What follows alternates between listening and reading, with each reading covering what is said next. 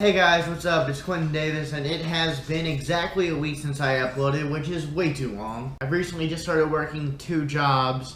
I was unemployed for a little bit because I got laid off, and now I'm working 2 jobs, so I had to go through training and stuff. I didn't want to be distracted by doing videos. But I'm back, and let's get into it with another debate wrap-up. This time, with this video, I'm actually going to be pretty even because I've got one big criticism for Tim Kaine and one big criticism for Mike Pence. Because I'm not really criticizing based on ideas, otherwise I'd have a lot more to say about Mike Pence. I'm only talking about debate performance and the way that they handled themselves. The GOP ended up making a video about how many times Tim Kaine interrupted Mike Pence. A lot of people are mad because when Donald Trump interrupted Hillary a bunch of times, everyone called it sexist, but now Tim Kaine is interrupting Mike Pence, and people are wondering, well, what are you going to call that? You know, because everyone said that it was sexist that Donald Trump was interrupting Hillary Clinton, and now Tim Kaine is interrupting a fellow man, so what does that make him? Although he did also interrupt the moderator, which, as Joy Reid points out here, but I think the over-caffeinated presentation, I think, is just as me watching it as a woman, I thought that it was sort of rude to the moderator to keep stepping on over her and pretending that she wasn't even there.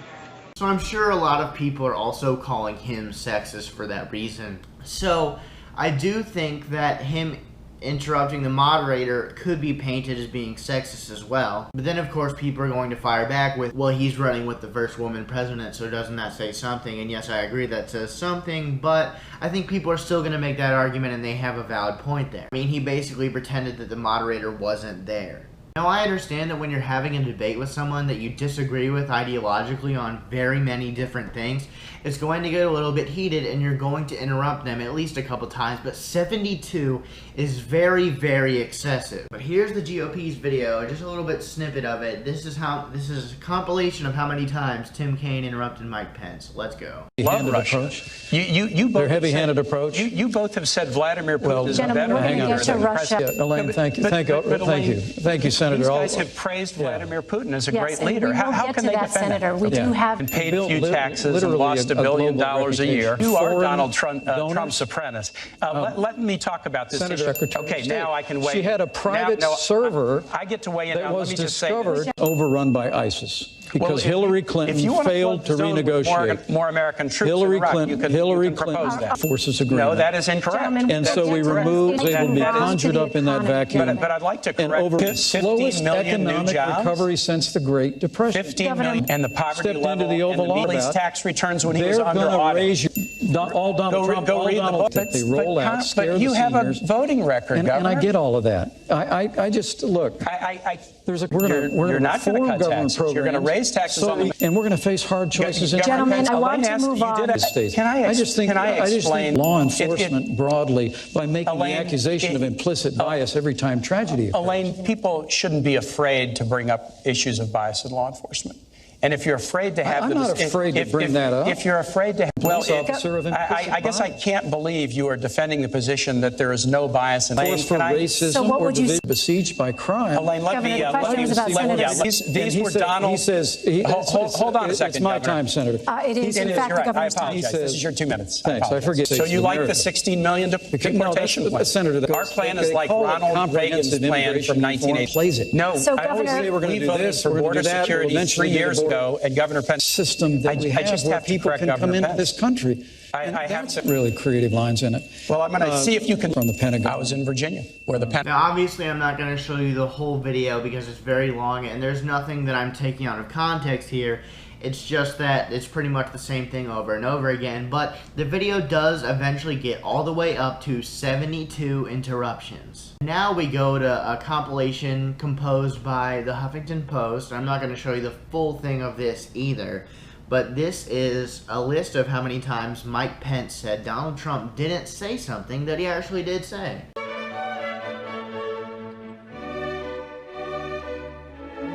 Donald Trump and Mike Pence have said he's a great leader. And Donald Trump has we haven't. Do you like Vladimir Putin's comments about you?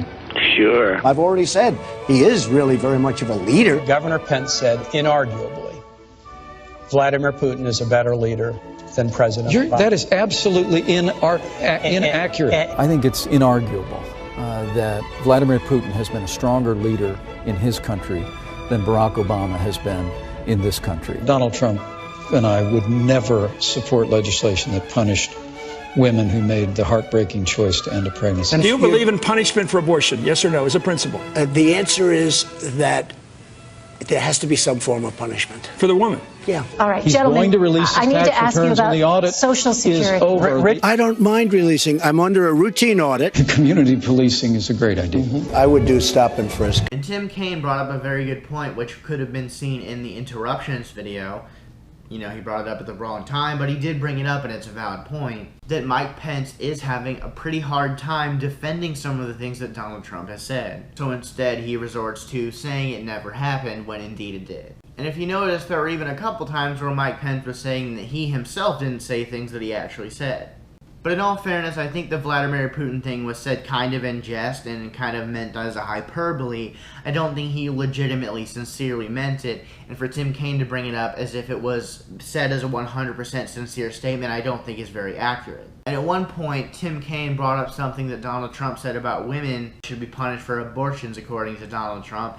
And Mike Pence said that he said that in the heat of the moment because he's not a polished politician. But even if you're not a polished politician, you should be fighting for things that you believe in, and you should have a general idea for what you want to do with the country. And I don't see Mike Pence making an argument against that, because I think he has a lot of ideas that he wants to do for the country. Many of them differ from Donald Trump, and many of them are much more laid out plans to Donald Trump, as opposed to Donald Trump, who just kind of speaks on the cuff and flip-flops back and forth, back and forth, back and forth. He uses the word very just about as many times as I said back and forth, so I guess we're not very much different on that front. And of course, as always, both sides are saying that their candidate won. The left is saying that Tim Kaine won, and the right is saying that Mike Pence won.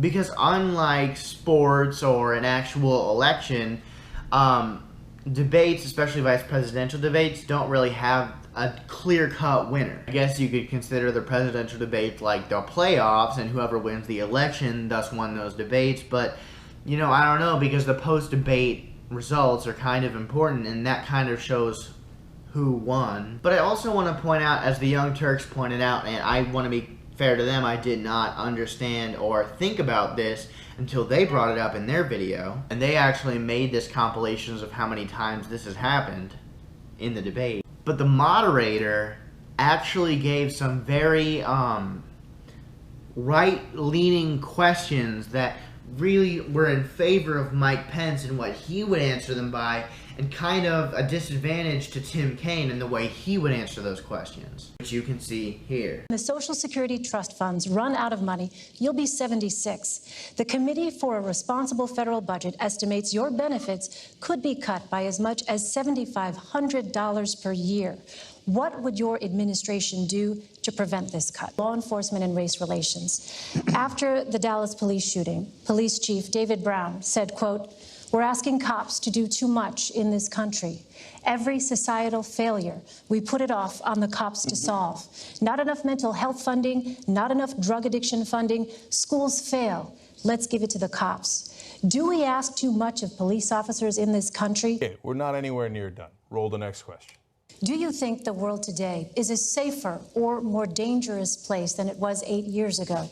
Has the terrorist threat increased or decreased? Senator Kaine. Governor Pence, Mr. Trump has proposed extreme vetting of immigrants from parts of the world that export terrorism, but that does not address many of the recent terrorist attacks in the United States, such as the Orlando nightclub massacre and the recent bombings in New York and New Jersey. Those were homegrown, committed by U.S. citizens and legal residents. What specific tools would you use to prevent those kinds of attacks? The one that really sticks out in that compilation for me is when she asked, are we asking too much of police officers, without mentioning anything about police shootings of unarmed black men. Or as we're, to be fair, also seeing more recently, police shootings of unarmed white men who have 6-year-olds in the car with them and have their hands up, which was done by 2 black police officers, so it could be implicit bias on both sides.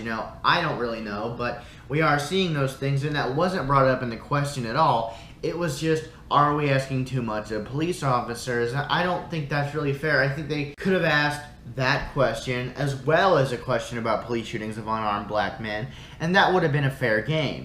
But of course, to appeal to an uneducated voter, Mike Pence's answer is going to appeal a lot more to them than Tim Kaine's answer would. I also think right now, people are very sick of pay-to-play politics and the Citizens Uniteds of the world and everything like that. I think to people watching the debate who aren't normally paying that much attention to elections, Mike Pence's statement about how Hillary Clinton uses the Clinton Foundation to get foreign leaders to, get what they want by making donations and influencing them because they can't legally pay for her campaign. I think that's going to pale in comparison to the uneducated voter, in comparison to Tim Kaine's answer about how Donald Trump has not really been so charitable with his charity. I don't know if you got the same impression out of that I got out of it, but that really is what I think, and I'm thinking that, that might give Mike Pence a big lead after the debate, and I haven't checked the polls yet because I didn't want that to influence how I said each person performed.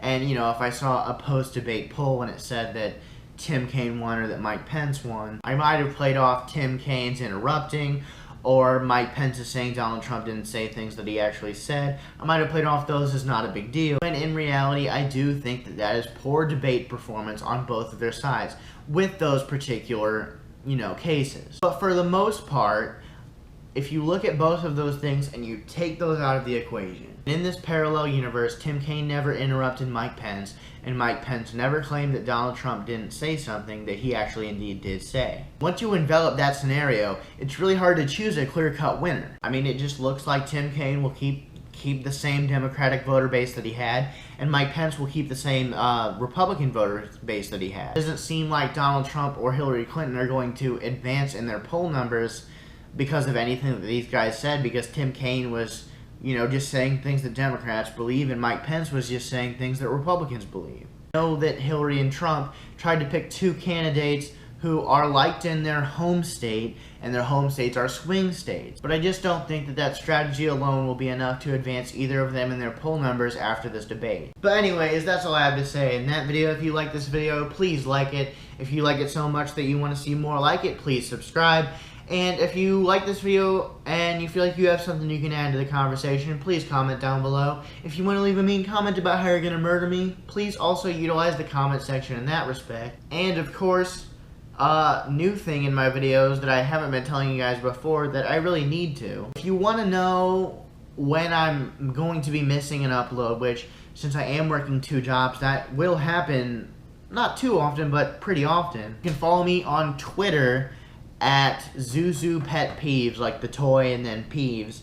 I will be linking that in the description, but my username on Twitter kind of changes a lot because it's usually a play on a current trend. My Tumblr name, which in my Tumblr I mostly post like reposts of news articles and also the storyboards from cartoons that I like, that username is dudebrognarly, and that's a constant that will stay the same. And I just today, right before I made this video, I made an account on a site called Cartoon Amino, which is a community for people who love cartoons. And I don't know about you, but during this election season, cartoons are pretty much the only thing keeping me sane. I love the late night talk shows, but they're making me go crazy with just talking about this madcap election that I can't even fathom is going on right now. On top of that, I'm thinking about doing some cartoon-related videos on there because I just really want to talk about something other than politics, but don't worry, I'll still be doing these videos on YouTube. And of course, links to all of those will be in the description, even though I said the names in the video because you might not know the spelling or whatever. And of course, as always, if you're still watching this video, I love you more than my emotionally detached personality will allow me to express, and that frustrates me very deeply.